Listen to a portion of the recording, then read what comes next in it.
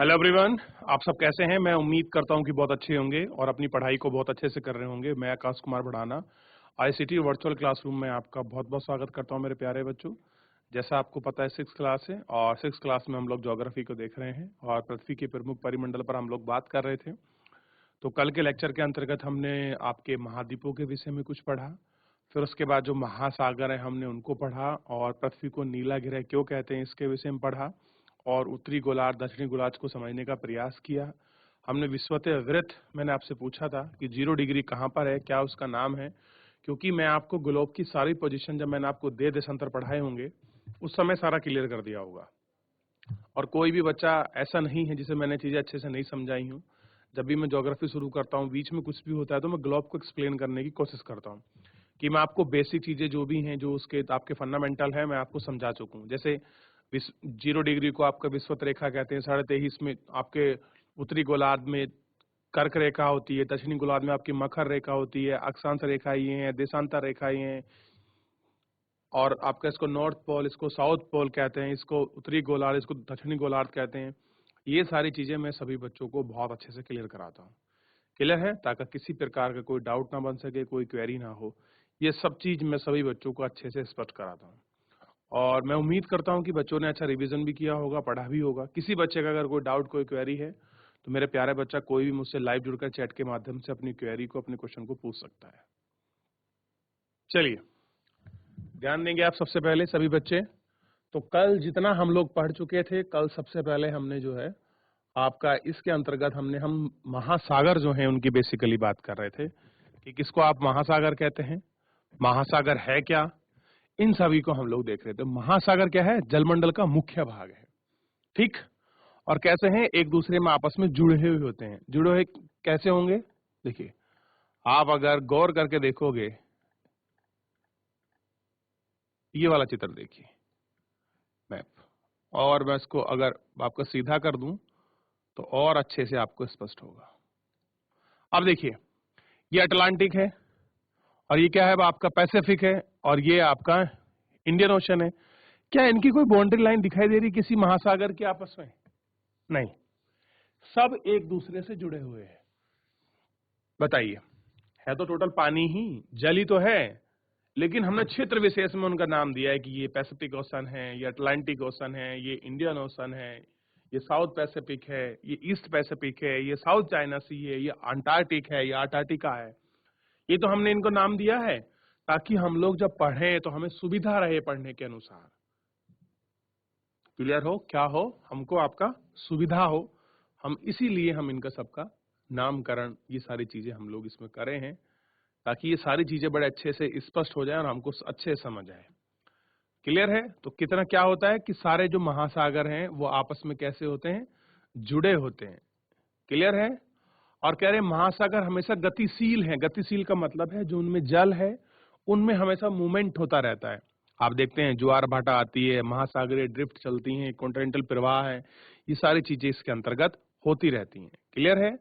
और फिर हमने एस आकार के अटलांटिक ओशन को भी आपका देख लिया था, इंडियन ओशन को भी देखा कि जिसका नाम भारत के नाम पर रखा हुआ है, एक महासागर है। क्लियर है? तो यहां तक पढ़ चुके थे। तो अगर इसमें कोई समस्या हो आप मुझसे पूछ लीजिए। अभी हम थोड़ा सा आगे बढ़ते हैं और आज इसमें हम लोग देखेंगे वायुमंडल के बारे में।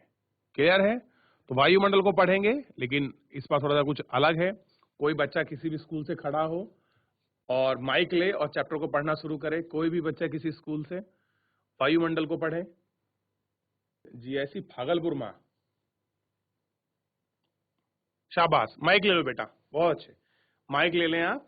और आप, मैं आपको अनम्यूट कर रहा हूं, आप पढ़िए। 6th class. हाँ, नाम क्या है आपका? छवि। ठीक है छवि, नोट कर लेना। चलिए बेटा पढ़ना शुरू करिए।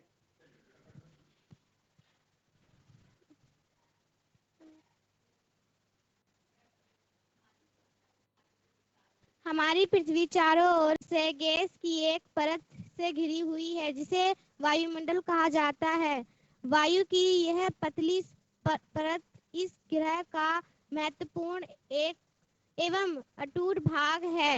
यह हमें ऐसी वायु प्रदान करती है जिससे हम लोग सांस लेते हैं। यह वायुमंडल हम लोगों को सूर्य की कुछ हानिकारक किरणों से बचाता है। वायुमंडल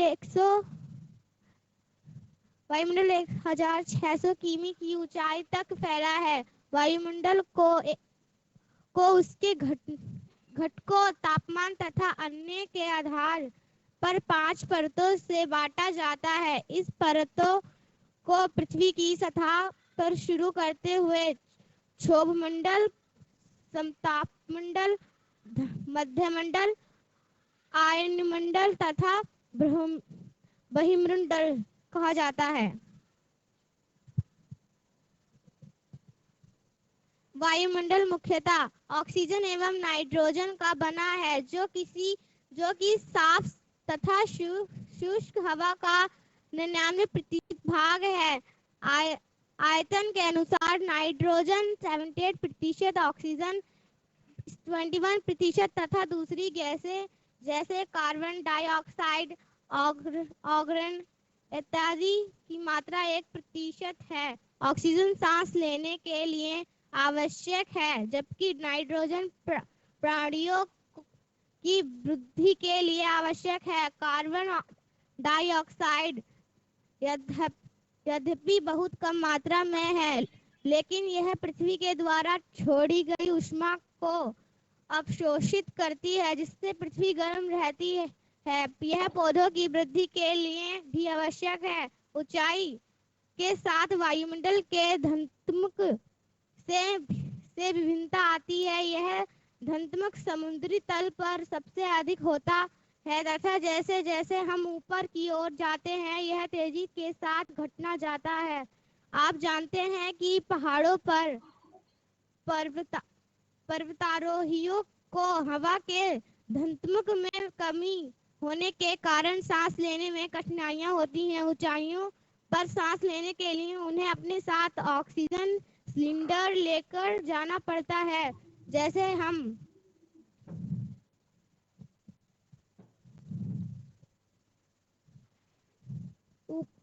ऊपर की ओर जाते हैं, तापमान भी घटता जाता है। वायुमंडल पृथ्वी पर दबाव डालता है। यह एक स्थान से दूसरे स्थान पर अलग अलग होता है। कुछ क्षेत्रों में हमें अधिक दाब महसूस होता है, जबकि कुछ क्षेत्रों में कम वायु उच्च दाब से निम्न दाब की ओर बढ़ती है। गतिशील वायु को बपन कहा जाता है।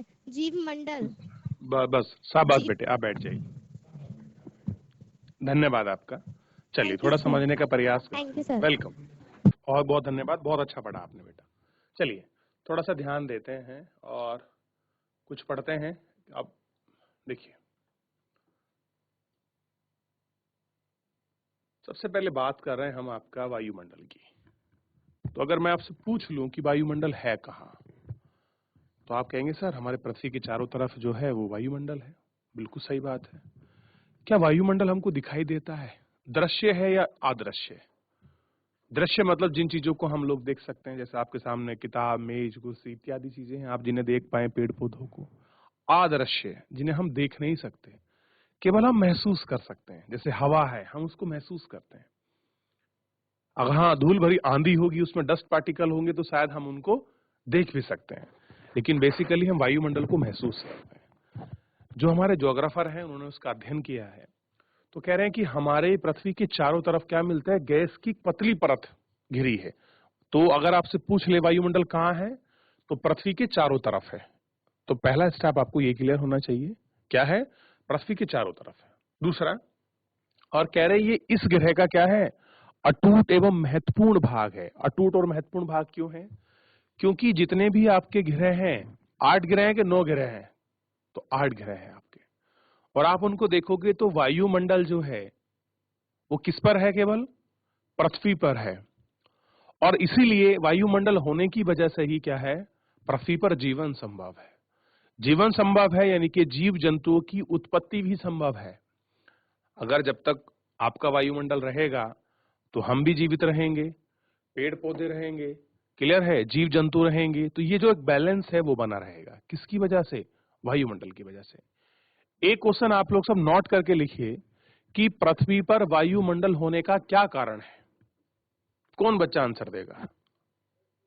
मेरा प्रश्न है, पृथ्वी पर वायुमंडल होने का क्या कारण है? हाँ, शाबाश। है कोई बच्चा जो जवाब देगा?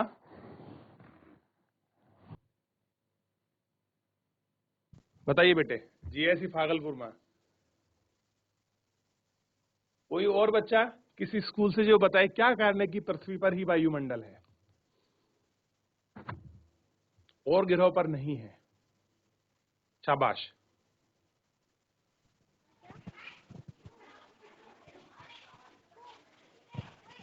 ये हमें वायु प्रदान करता है जिससे हम सांस लेते हैं।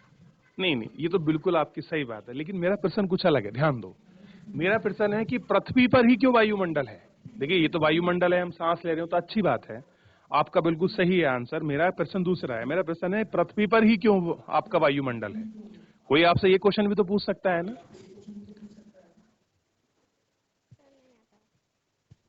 चलिए, आपस सब आप लोग डिस्कस करके बताइए। हाँ, कौन सा ऊपर वाला? जीआईसी गोचर। जीआईसी गोचर कोई बच्चा?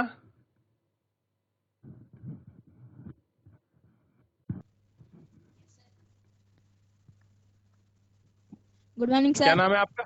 Good morning. क्या नाम है आपका? सर सूरज सिंह। ठीक है, सूरज सिंह जी। सूरज, आप बताइए क्या कारण है सर। कि आपका पृथ्वी पर ही वायुमंडल है? सर हाँ, बोलिए बोलिए, शाबाश। सर हमारे पृथ्वी पर चारों ओर से गैसें की एक परत से घिरी हुई है। नहीं, आप मेरा प्रश्न नहीं समझ रहे हैं।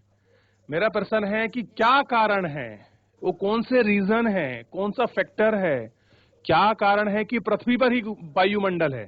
देखिए, पतली परत है गैस की तो सामने भी लिखा है, तो वो तो वायुमंडल की परिभाषा हो गई।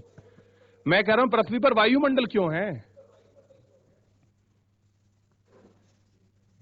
सर वायुमंडल च... इसलिए है क्योंकि हाँ, सर पृथ्वी पर पेड़ पौधे।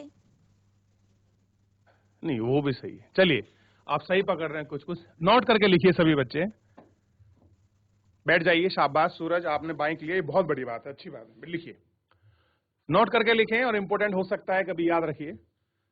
पृथ्वी पर वायुमंडल होने का मुख्य कारण है पृथ्वी का गुरुत्वाकर्षण बल। लिखिए, नोट करके लिखिए, जिन बच्चों को नहीं पता। पृथ्वी पर वायुमंडल होने का मुख्य कारण है पृथ्वी का गुरुत्वाकर्षण बल।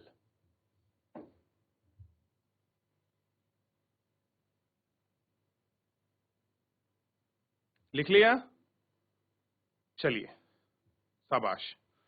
तो अगर कोई आपसे क्वेश्चन पूछता है कि पृथ्वी पर ही क्यों वायुमंडल है औरों पर क्यों नहीं है, तो आप सिंपल कह सकते हैं कि सर गुरुत्वाकर्षण बल जो है केवल वो आपका पृथ्वी के पास ही है, और इसी वजह से जो है वायुमंडल पृथ्वी पर है, और वायु जो है आपका गमन नहीं कर पाती, बाहर नहीं जा पाती, इसलिए बना हुआ है, और गैस की एक पतली पर है जिसको हम वायुमंडल कहते हैं। यहां तक क्लियर है? चलिए, अब कह रहे हैं थोड़ा सा देखिए, कह रहा है ये हमको क्या करता है? वायु प्रदान करता है। वायु कौन सी? जिससे हम सांस लेते हैं। सांस क्या लेते हैं? ऑक्सीजन। ऑक्सीजन का आपका जो रासायनिक सूत्र है वो क्या है? O2 है ना?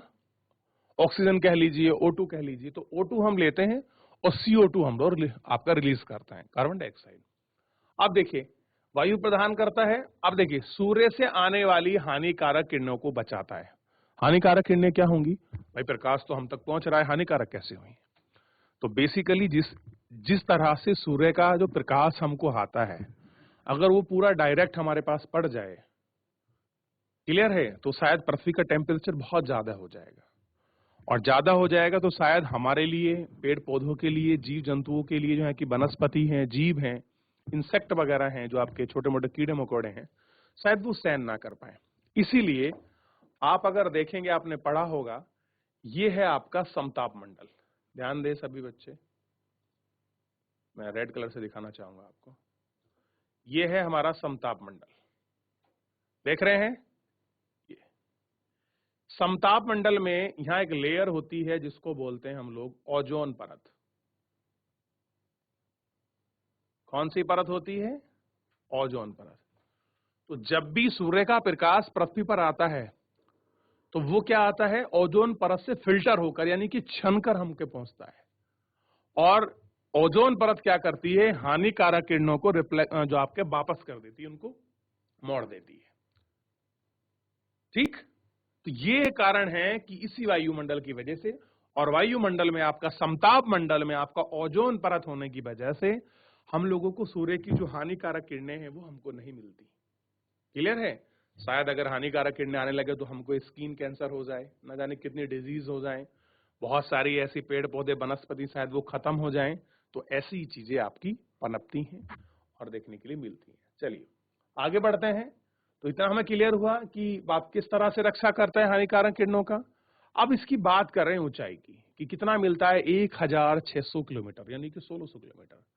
तो आपका इधर यहां से लेके नीचे से, ये है आपका पृथ्वी का भूपर्पटी, जिसको हम क्रस्ट कहते हैं, इससे लेके आपका लास्ट तक जो बहिर्मंडल है, अगर आप इसको देखोगे कितना मिलेगा?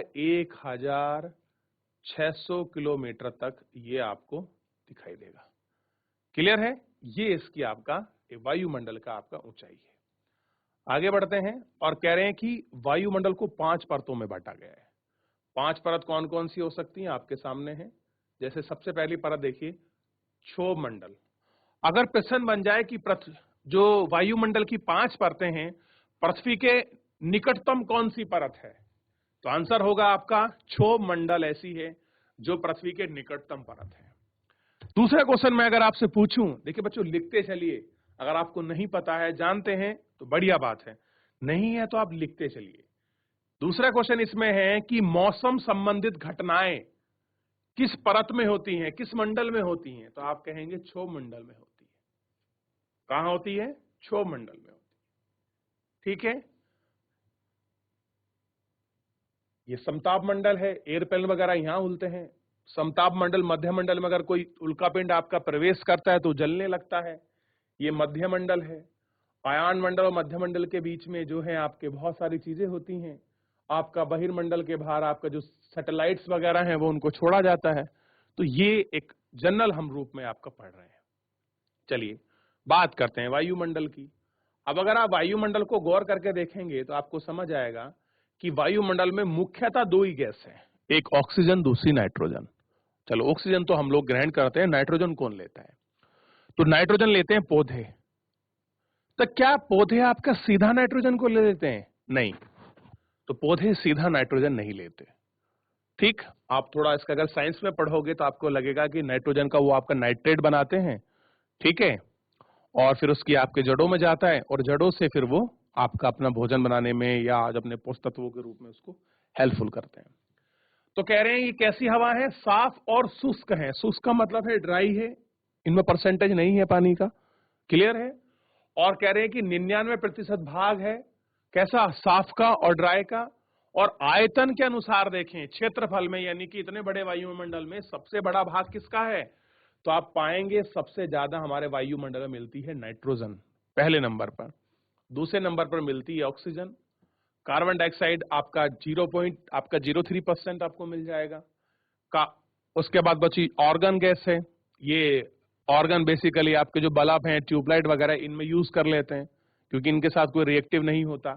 ठीक है, ये सारी गैस कितनी है? बाकी 1% में आपका ऑल जितना भी है सब इसमें कवर हो जाते हैं।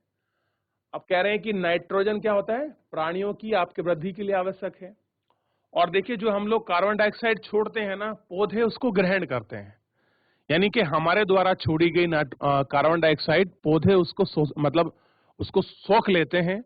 यानी कि पौधों को सांस लेने के लिए क्या चाहिए? कार्बन डाइऑक्साइड चाहिए। और पौधे क्या रिलीज करते हैं? ऑक्सीजन। तो जो पौधे ऑक्सीजन रिलीज करते हैं वो हम ग्रहण करते हैं, और जो हम लोग छोड़ते हैं उसको पौधे ग्रहण करते हैं। तो ये कैसा बना हुआ है? ये नेचर का, ये हमारे पर्यावरण का, हमारी प्रकृति का एक बैलेंस है। कैसा है? ये बैलेंस है कि जितनी CO2 हम लोग छोड़ेंगे पौधे उतनी जो है CO2 को एब्जॉर्ब कर लेंगे और ऑक्सीजन को रिलीज कर देंगे। और यही आपका संबंध है प्राणी और आपके पेड़ पौधों में। और इसीलिए हमको कहा जाता है कि हम अधिक से अधिक पेड़ लगाएं, अधिक से अधिक पौधे लगाएं। अगर हम पेड़ों को कम कर देंगे तो हमको ऑक्सीजन कम मिलनी शुरू हो जाएगी, कार्बन डाइऑक्साइड का परसेंटेज बढ़ने लगेगा और बहुत सारी गैसों का परसेंटेज बढ़ेगा। अगर गैसों का परसेंटेज बढ़ेगा तो मेरे प्यारे बच्चों, आपको पता होना चाहिए हमको सांस लेने में आपका प्रॉब्लम होगी। आप बड़े बड़े महानगर देखिए, एग्जाम्पल के तौर में आपका दिल्ली को देखिए, दिल्ली को, दिल्ली में पॉल्यूशन लेवल को देखिए। हालांकि लेवल में पीएम पार्ट्स क्या होते हैं आपको भी जानकारी है नहीं, इस विषय में कोई बात नहीं, लेकिन आप देखिए वहां की हवा कितनी दूषित है। समझ रहे हैं? आपकी वहां की जो हवा है कितनी दूषित है। और यहाँ क्या है, यहाँ इतने सारे पेड़ पौधे हैं कि जो आपकी बिल्कुल एयर जो है वो कैसी है, फ्रेश है। हम क्या बोलते हैं कि ताजी एयर। अगर कोई शहर से गांव आता है, कोई पहाड़ में जाता है, वो क्या बोलता है, अरे वाह यहाँ का तो जो एयर है बड़ी साफ सुथरा, हवा पानी बड़ा अच्छा है। क्योंकि ये प्राइमरी, प्राथमिक ऐसी चीजें हैं जो मानव जीवन के अस्तित्व पर, मानव जीवन के स्वास्थ्य पर सबसे ज्यादा प्रभाव डालती है। समझ रहे हो? तो इतना क्लियर हुआ सभी बच्चों को? अच्छा, कितने बच्चे नोट भी कर रहे हैं अगर कोई चीज समझ नहीं आ रही है तो? कर रहे हो नोट या हाईलाइट वगैरह कुछ तो कर रहे होगे ना आप लोग बच्चों? चलिए आगे बढ़ते हैं, थोड़ा सा और जानने की कोशिश करते हैं।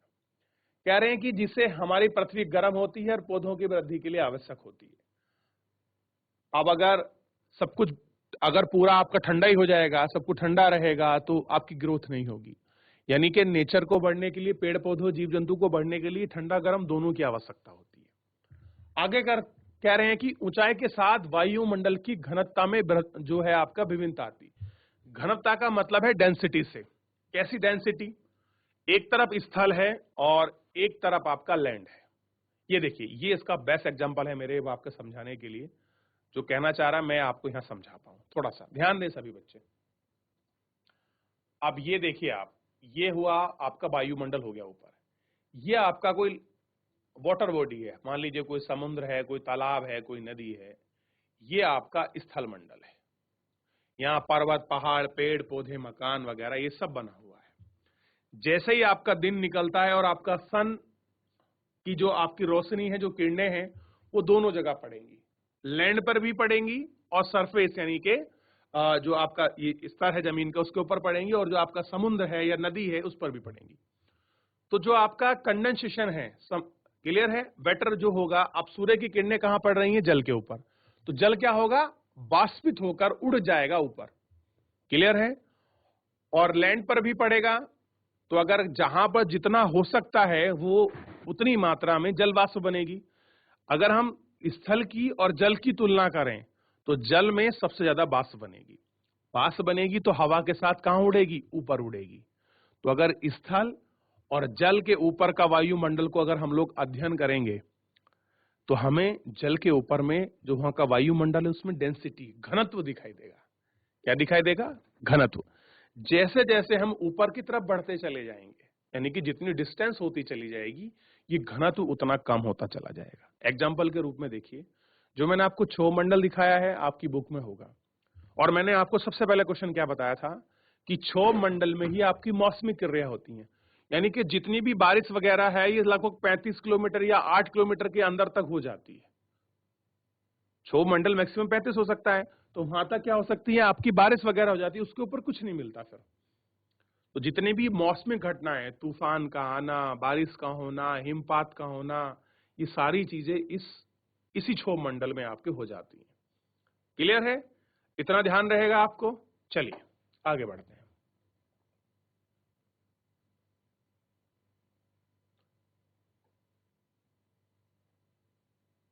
अच्छा चलिए, एक चीज और यहीं आपको मैं क्लियर कराता हूं।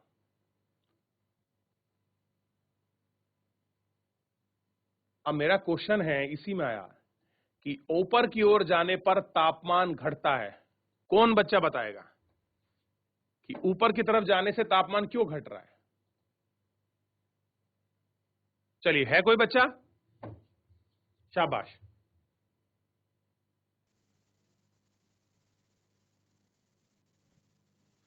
Hello sir. हाँ बेटा बोलिए जी, बताइए आप, तापमान क्यों घटता है ऊपर जाने से? सर क्योंकि सर ऊपर वायुमंडल नहीं है, पेड़ पौधे नहीं है, इस कारण ऊपर तापमान घटता जाता है। जैसे ऊपर बहुत जाते बढ़िया, जाते बहुत सुंदर। वैसी आपका परफेक्ट आंसर जो होगा, ऊपर वायुमंडल की कमी है, हवा गैसों की कमी है। शाबाश, एक बार आपका ताली हो जाए बच्ची के लिए।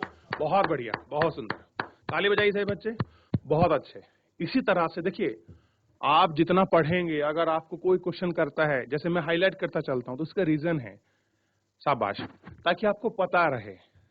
अभी मैं इतनी देर में चैप्टर पढ़ा के आगे निकल भी जाता, लेकिन मेरा ये मानना है कि अगर आप लोग जुड़ के पढ़ेंगे और पार्टिसिपेट कर जाएंगे, तो हर एक पॉइंट को हम लोगों को सीखने का मौका मिलेगा। क्लियर है? अब देखिए, अब आपने बताया कि ऊपर की तरफ जाने पर टेम्परेचर घटता है। क्यों घटता है? क्योंकि ऊपर वायुमंडल की उपस्थिति कम है या है ही नहीं। तो इसलिए क्यों नहीं है? क्योंकि वहां पेड़ पौधे नहीं है। आपने उसका रीजन, उसका कारण भी आपने बता दिया। ठीक, शाबाश, बहुत अच्छे। अब आगे बढ़ते हैं थोड़ा सा, और हम लोग ये जानते हैं, कह रहे हैं कि वायुमंडल पृथ्वी पर दबाव डालता है। क्या करता है? दबाव। दाब मतलब प्रेशर, एयर प्रेशर। ठीक, और एक स्थान से दूसरे स्थान पर अलग अलग है। और एक स्थान पर जो शायद जो आपका एयर प्रेशर होगा, वो दूसरे स्थान पर एयर प्रेशर ना हो। तो और कह रहे हैं कि अधिक दाब महसूस करते हैं, और कह रहे हैं कि जब कुछ कम या उच्च वायु दाब से निम्न वायु दाब की ओर हवा बहती है। अब थोड़ा सा यहां आ जाते हैं, क्योंकि आप लोग थोड़ा पहाड़ से बिलोंग करते हैं, आपने वहां का मौसम, क्लाइमेट जो है, जितना भी आप बहुत अच्छे से उसको महसूस कर सकते हैं, और मुझे लगता है समझ भी सकते हैं। अब ध्यान दीजिए, बच्चा जो ये जीएससी भागलपुर में जो बच्ची खड़ी है, बेटा बैठ जाइए, क्योंकि जब अगर कुछ समझने की बात आती है, हम लोग अगर हमारा ध्यान दाएं बाएं होगा, तो चीजें हमको क्लियर नहीं होती। देखिए, सूरज आपका निकल रहा है, ऐसे मानिए ये आपका सन है, ये आपका सन निकल रहा है। सूर्य की किरणें स्थल पर भी पड़ रही हैं, इस जगह पर भी पड़ रही हैं, इस तरीके से सभी पर पड़ रही है। और यहां थोड़ी वो आपकी तिरछी पड़ रही है, ये पहाड़ पर इस तरीके, यहां अच्छा प्रॉपर सीधे किरणें। तो एक स्थान है जहां पर सूर्य की किरणें ज्यादा हैं, यह कह सकते हैं कि टेम्परेचर ज्यादा है। तो जहां पर टेम्परेचर ज्यादा होगा, वहां आपका प्रेशर क्या होगा? कम होगा। ध्यान दीजिए, यह आपको ध्यान रखना है कि जहां पर आपका टेम्परेचर ज्यादा होगा, देखिए टेम्परेचर को इस तरह से टी बनाकर अगर साइन कोई इस तरह से तीर लगाता है ऊपर की तरफ, तो इसका मेन वहां इसका मतलब ये होता है कि टेम्परेचर ज्यादा है। समझने का प्रयास करें। ये आपका सन निकला हुआ है, ये इस तरफ थोड़ी किरणें जो है आपकी तिरछी पड़ रही हैं, और इस तरफ सूर्य की किरणें सीधी पड़ रही हैं। इतना दिखाई दे रहा है ना? और होता क्या है कि जहां पर सूर्य का प्रकाश अधिक होता है, क्या होता है? सूर्य का प्रकाश, यानी कि टेम्परेचर जितना हाई होगा, प्रेशर जो होगा वो उतना कैसा होगा? एयर प्रेशर उतना लो होगा। और जहां पर आपका तापमान कम होता है, वहां पर एयर प्रेशर कैसा होता है? उतना अधिक होता है। कितना होता है? उतना अधिक होता है। यही कारण है जो हवा है वो क्या होता है, आपका ध्यान रखिए, हाई प्रेशर से आपका लो प्रेशर की तरफ चलती है। कहां चलती हैं? हाई प्रेशर से लो प्रेशर की तरफ। आज पढ़ लीजिए, आपको पढ़ाया जा रहा है, शायद आपको इस चैप्टर की अहमियत बहुत बच्चों को ना भी हो, लेकिन जब बच्चों आप आगे पढ़ेंगे, वायुदाब पेटियां, व्यापारिक पवने, ठीक है, पछुआ पवने, ठीक, ध्रुवीय पवने, तब आपको कुछ भी समझ नहीं आएगा, मेरी गारंटी है इस बात की। और कारण है, ये सब चीज आप बेसिक फंडामेंटल चीज नहीं समझते।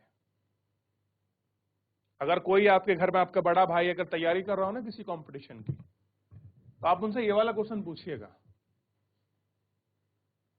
और वो कहेंगे हम ये जो आप चैप्टर आपको पढ़ा रहे हैं, ये हमने पढ़ा है आपकी बुक में, और हमको दोबारा पढ़ना पड़ा क्योंकि हमने उस समय अच्छे से नहीं पढ़ा। चलिए, तो इस तरह से क्या होता है, जो आपकी हवा है वो आपका उच्च वायुदाब से निम्न वायुदाब की ओर बहती है, यानी कि हाई प्रेशर से कहां बहेंगी? लो प्रेशर की तरफ। तो अगर क्वेश्चन बन जाए हवाओं की गति, हवा किस दिशा में बहती है, तो आप कह सकते हैं कि हवा आपकी हाई प्रेशर से लो प्रेशर की तरफ बहती है। तो हाई प्रेशर कहां बनता है? जहां पर टेम्परेचर ज्यादा होता है, कम होता है। जहां पर आपका टेम्परेचर कैसा हो? कम हो। और लो प्रेशर कहां बनेगा? जहां आपका टेम्परेचर ज्यादा हो। इतना क्लियर हुआ कि नहीं हुआ? चलिए हाथ खड़ा कीजिए, फिर मैं आगे आपको बताऊं कुछ। Low pressure, high pressure,